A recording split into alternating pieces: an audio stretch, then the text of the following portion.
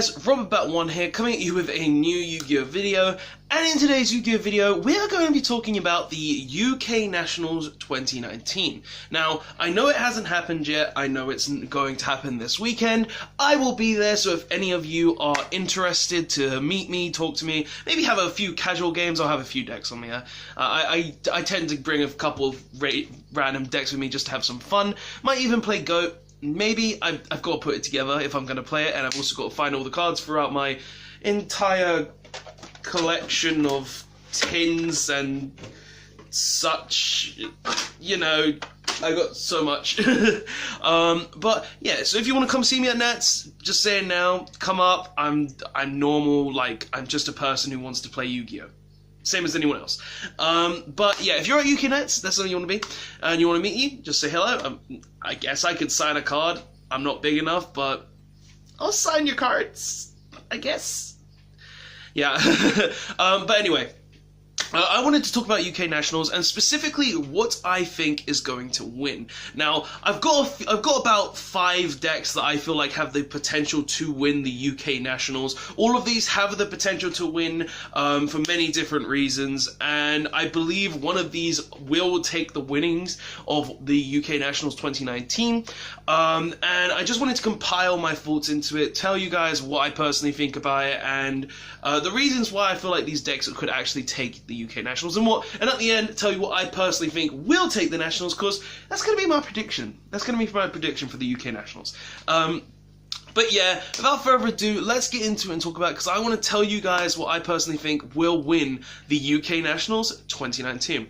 So let's get into it. So the first deck that I wanted to talk about is one that I personally play quite a bit outside of mainly competitive tournaments. Now I played it, got my top with it, did have fun with it, played at locals a lot, and that is Altergeist.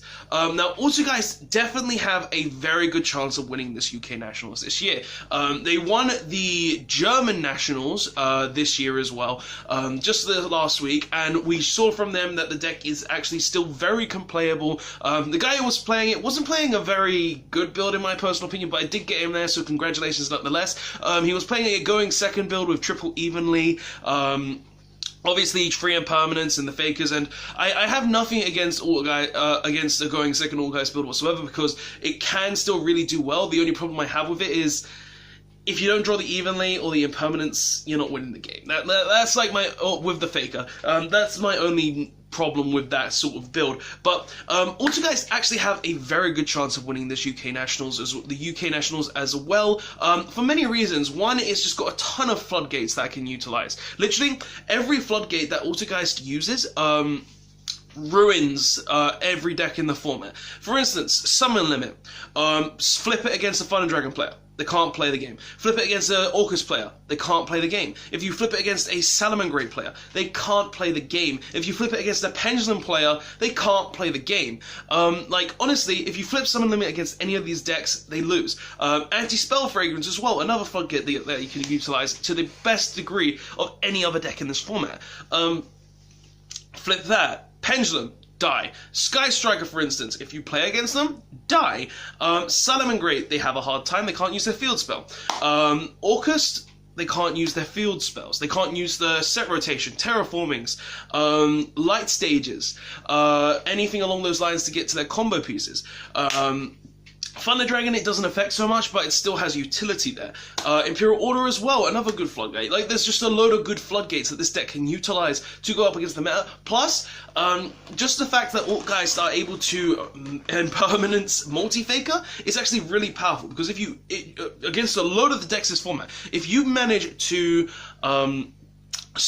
draw impermanence faker, you're 9 times out of 10 going to win that match, purely because if you summon the Faker on your opponent's turn, summon the Siliquise, get rid of your opponent's main combo against Salamangreat. If you get rid of their one normal summon, they can't play the game if they don't have something like a Silent Mining. If you get rid of their Sunlight Wolf at the end of their combo, they can't play the game after that. If you get rid of their Stalio, they can't really do anything after that.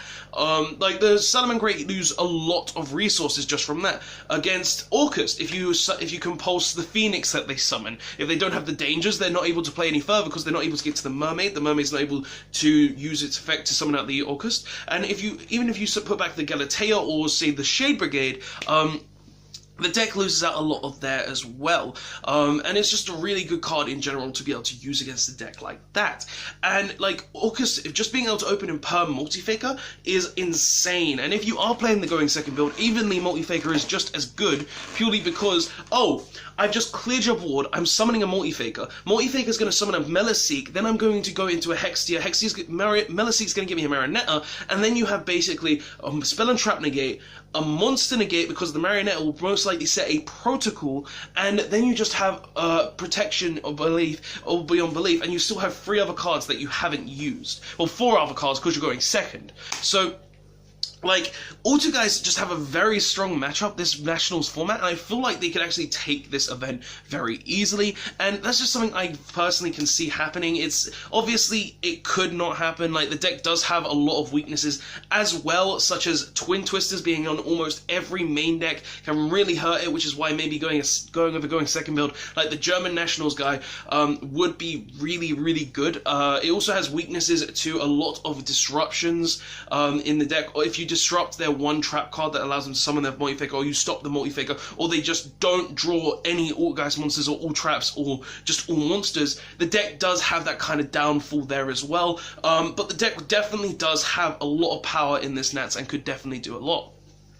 But that's Guys. The next deck that I wanted to talk about that could potentially win the UK Nationals is Thunder Dragon. Thunder Dragon obviously got its first official YCS win last week as well. I don't know where the YCS was. It was somewhere in America or something along those lines. And this deck could actually take this event for a couple of reasons. First of all, the deck is very prominent in this format. It can utilize the Guard Dragons, the Chaos Dragons, and even the Thunder Dragons themselves, just to make really insane boards utilizing things like the Red Dragon Archfiend Abyss, Crystal Wing Synchro Dragon, the Herald of the Heraldic Link monster that just is a free pop, compulse, and also summons a Goliath that prevents the extra deck. Like, the deck is very standard in what it does, but it being a deck that can be very standard in what it does, and just being able to utilize all of its combo pieces to a big degree, and also not being very consistent on that fact, because you can play cards like the Defrag Dragon that will just, if you've discarded 3 Thunder Dragons, that's 2 dragons for your Guard Dragon combo. If you're able to get multiple monsters on board, you're really good. The Light of Sekka build is still an existent thing as well, which can utilize. The deck has a lot of combo ability, but the deck does have one problem, and that one problem is it loses to not being able to banish cards. It loses out to hand traps very easily as well, which is a big problem to the deck, but could also can really play through hand traps at times as well, just because of depending on the hands that you get. But the deck can lose to Lancia like a little bitch. It can lose to Dweller, which is a really big problem for this deck. Honestly, if you get Dwellered in Thunder Dragon, you're normally not going to be able to play much further than that, because Dweller is one of your big combo pieces. Dweller just prevents your big combo pieces, and there's just a lot of hand traps, and Dweller being a reason why this deck could actually fall in the long run as well. But nonetheless, this is definitely a deck that could potentially win the UK Nationals, and it's definitely something I wanted to mention along the lines of these other decks. Another deck that could potentially win Nationals is a deck that everybody's definitely got on their radar, and that is Orcust. Orcust definitely one of the head runners for the UK Nationals, and even Euros coming up at the end of the month. It's definitely a deck that has the potential to win Nationals, for multiple reasons of that fact. One, if it goes first, you're 9 times out of 10 going to win that match if your opponent doesn't have a hand trap. Being able to just set up a board of a Bardich, 2 Fogblade, Orchestrated Babel, and Galatea with a Skeleton Engrave, or at times of a Redoer, it's insane. Literally, because you're just able to set up such an insane board at times, where you can just have double Fogblade, as I said, the Redoer to have a Compulse, the Bardich to have a pop and ascend with the Dingirsu that will be in the grave, plus 2 Fogblades that are 2 monster negates. And like every hand can do this. it's very consistent, this deck. This deck is very consistent at doing what it does. It only really needs 2 cards to be able to successfully complete this combo, and if your opponent doesn't have a hand trap 9 times out of 10, they're going to lose. They're going to lose if you're playing Orcust and they don't have a hand trap, purely because you can't prevent the Mermaid that will just start off the entire combo. You can't prevent the... You can't even prevent the Barditch that will give you 2 Fog Blades. You can't prevent a lot of the cards throughout this combo that really just doesn't help you whatsoever. And also the deck plays cards like Neospace Connector, which allows you to summon the Aqua Dolphin, which also allows you to get rid of any of the hand traps in your hand, such as Ash Blossom and Effect Veiler, that will allow you to prevent the Mermaid from resolving, which will just let your opponent go off anyway. So, like, there are a lot of reasons for why Orcust are a very strong deck this format, but obviously they do have their downsides as well as their good sides, and definitely a front runner of this format to win the UK Nationals. And that is, the biggest problem is hand traps, as I said. If you Ash the Mermaid, if you Veiler the Mermaid, if you Impermanence the Mermaid, they're normally going to have a really tough time going off and a really hard time being able to get into their combo pieces if they didn't open something like Harp Horror or anything along those lines. If they don't have any of these combo pieces, it's going to be really hard for them to play the game. If you DD Crow them, for instance, as well, if you banish their Dingirsu or their Galatea, if you can deal with those cards, then they're not going to be able to play the game very easily after that. There's a lot of pieces, there's a lot of ways to beat the deck. Like, one of their biggest problems, Artifact Lancia. If you Artifact Lancia an Orcust player, their turn is done. Their turn is done. They can't play any further from that, and that is a big problem for the deck as well. But the deck also loses very hard to Dweller, which a lot of decks are actually playing, because if you summon a Dweller plus any disruption against an Orcust going first, the Orcust player will lose. The Orcust player won't be able to play the game. They'll have to pass turn, maybe killing off the Dweller if possible for them, which is not normally possible for them to kill the Dweller, but they won't be able to end on a board that's actually good enough to counter the boards you can make. So Orcust definitely is a very good deck to play this format. It's definitely a front runner of the format, but they do have a lot of downsides as well, such as Lancia, the Mermaid being disrupted in any way, shape, or form 9 times out of 10, and just a lot of things that can actually counteract them. But they do have also other good cards, such as the El Shaddoll Winder, which can prevent your opponent from playing the game on the next turn, and also being able to just utilize tons of different variants and the Trick Engine along those lines as well. But yeah, the deck definitely is very good, but it does have some downsides to it as well. The next deck, though, the deck that I'm probably playing for the Nationals, Salamangreat. Salamangreat, definitely a very good choice this format. It's budget, it's cheap, it's a great deck, and it will definitely take about half the spots of the top 32 of the UK Nationals. I don't see it taking less. I honestly don't see it taking less than 16 spots of the UK Nationals. Because the deck is just so highly represented. The deck has such a good matchup against a lot of these decks, and the deck just, it's really, really good this format. Trust me. Like, honestly, Salamangreat being a deck that this format is just insane. It's budget, it's powerful, and it's really good, and it's going to have the highest representation out of all of these decks, seeing as it is the cheapest deck out of these decks, really, other than Orzageist, but, you know, people might not play Orzageist, so... But Salamangreat, definitely a very good choice this format. The deck can really utilize a lot of the cards that it uses, such as being able to just, like, literally, if you're playing Salamangreat this Nationals, then as long as you open, say, one or two hand traps when you're going second, or if you open a Gazelle Spinny or a Foxy Spinny going first, you have full combo. You're going to be able to make your board of an Abyss Dweller, with a Sunlight Wolf and a Back Row Disruption 9 times out of 10. The deck can just make a really decent board, being able to just utilize Dweller. The deck can make multiple back row choices, which are really, really nice. Just being able to always have access to either a negate or a card that pops 2 cards. being very consistent, being able to just have 7 cards in the main deck, well 10 cards in the main deck that actually start off your combo, being those 10 cards being free mining, free circle, free gazelle, and a 1 debug. Literally these 3 cards just start off your entire combo. So that's 10 cards in the main deck that actually just start you off and let you play the game. The deck is one of the best going second decks this format as well, in my personal opinion, just because being able to go second in this format is very key, and a lot of these decks can't really go second because a lot of these decks can make a broken first board. But Salamangreat, Great, in my personal opinion, is the one deck that can make a good first turn board and a good second turn board. It makes a good second turn board because the amount of hand traps that it can actually utilize, being that it can main about 12 hand traps and still be really powerful, being able to main just triple Phantasme, which draws you into other hand traps, being able to main triple Ash Blossom, being able to main triple Vect Veiler, and triple Impermanence.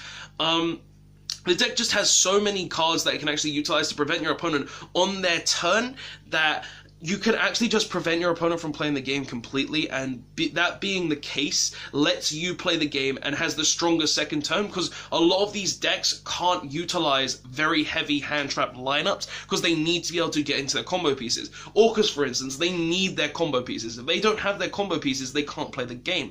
Thunder Dragon, they can't really use hand traps because they play a load of Thunder monsters. The Thunder Dragons, the Danger monsters, because the Danger will just discard the hand traps. And Altergeist, sure, they main about 6 hand traps, 6 to 9 hand traps, but those hand traps don't really stop your opponent very well, and they can be very easily prevented as well. So all of these decks have a really good going second matchup. Well, Altergeist has probably one of the better going second matchups, second to Salamangreat, but Salamangreat just has the best going second and going first board, because going first, it just combos off, ends on a back row and a dweller, and against going second, if it opens 1 or 2 hand traps, you're gonna win. You're normally with a way to combo off with like Gazelle or Mining or Circle or a Ladybug, then you're 9 times out of 10 going to win that match. Purely because you prevent your opponent from doing the Mermaid, you prevent your opponent from using a a Gazelle or a Stalio, and then you're just able to prevent your opponent from playing the game entirely. So Salamangreat, definitely a very good option in this format. It does have its shortcomings as well, don't get me wrong. It does kind of lose to hand traps itself. If your opponent opens about 2 hand traps, then you're going to have a really hard time of being able to play the game.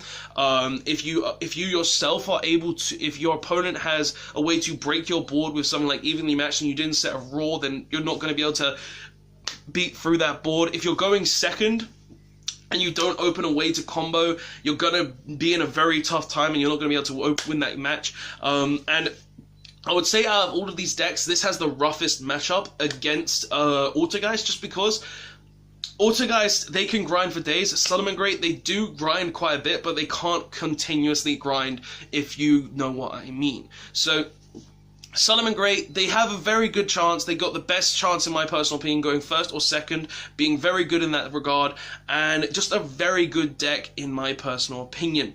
But yeah, I have one more deck that I wanted to mention. This is kind of just a deck that I personally feel like could come out on the left and just take this spot, and that is Pendulum.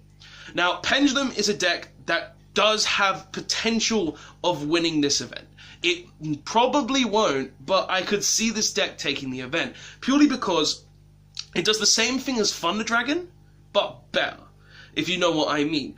Going first, it can make a board of about 5 negates if you're playing the Dragon variant, 7 if you're playing a pure variant, and those negates normally consist of monster negates, both monster and spell and trap negates, spell negates, and a compulse from the Herald of the Heraldic Link monster. So the deck can consistently make that board, or at least 3 disruptions if you're not going into that sort of board.